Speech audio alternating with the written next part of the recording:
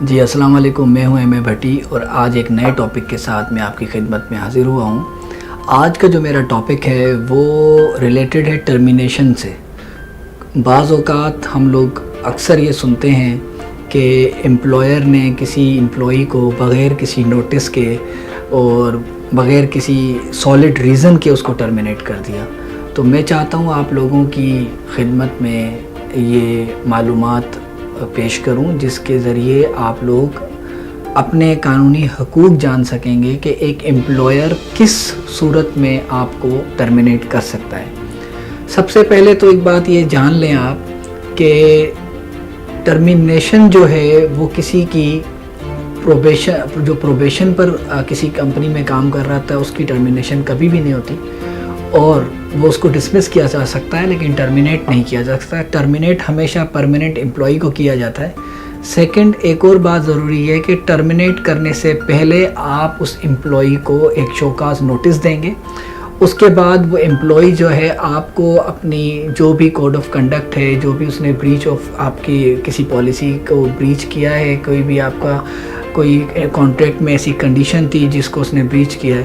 تو اس کو وہ آپ کو ثابت کرے گا اپنی بے گناہی کو،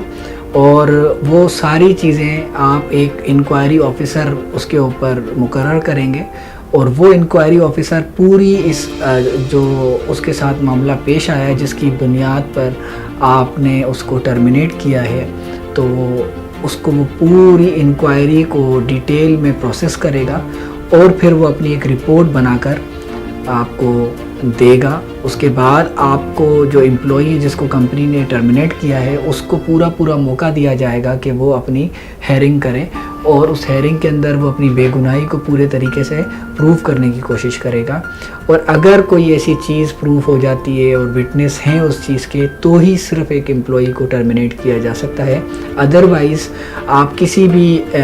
ریزن کو بنا کر، جھوٹے کسی بات کو بنا کر آپ کسی کو ٹرمینیٹ نہیں کر سکتے۔ ٹرمینیٹ کرنے کا پورا ایک پروسیس ہے، اس پروسیس سے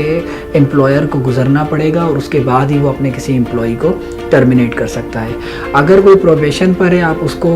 وداؤٹ نوٹس بھی آپ اس کو پروبیشن سے فارغ کر سکتے ہیں۔ آپ کہہ سکتے ہیں کہ یہ آپ کے ڈیوز ہیں، یہ ہم آپ کے ساتھ مزید آپ کا کام ہمیں سمجھ میں نہیں آ رہا، آپ برائے مہربانی یہ ڈیوز لے لیں اور کل سے آپ بے شک نہ آئیں۔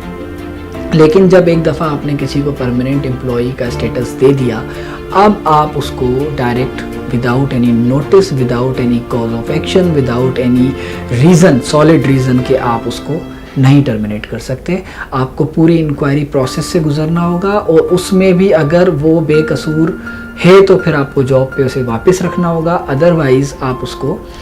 اگر کوئی چیز پروف ہو گئی ہے ایسی جس میں اس کا قصور ہے واقعی امپلائی کا، تو ہی آپ اس کو ٹرمینیٹ کر سکتے ہیں۔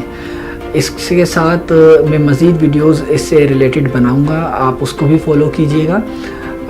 وقت کی کمی کے باعث اس کو میں چھوٹی ویڈیو کو بنانے کی کوشش کر رہا ہوں، چھوٹی ویڈیوز۔ میں امید کرتا ہوں یہ آپ کو پسند آئے گی۔ آگے اس کو کنٹینیو کریں گے ہم، دوسرے اس کے جو ریزنز ہیں، کس طرح سے ایک امپلائی کو کر سکتے ہیں ہم فارغ، اور کیا اس کا پروسیس ہوگا، کس طرح سے انکوائری آفیسر اپوائنٹ کیا جائے گا، کیا ڈیوریشن دی جائے گی، کس طرح سے آپ رپلائی دیں گے، اس سب کے اوپر مزید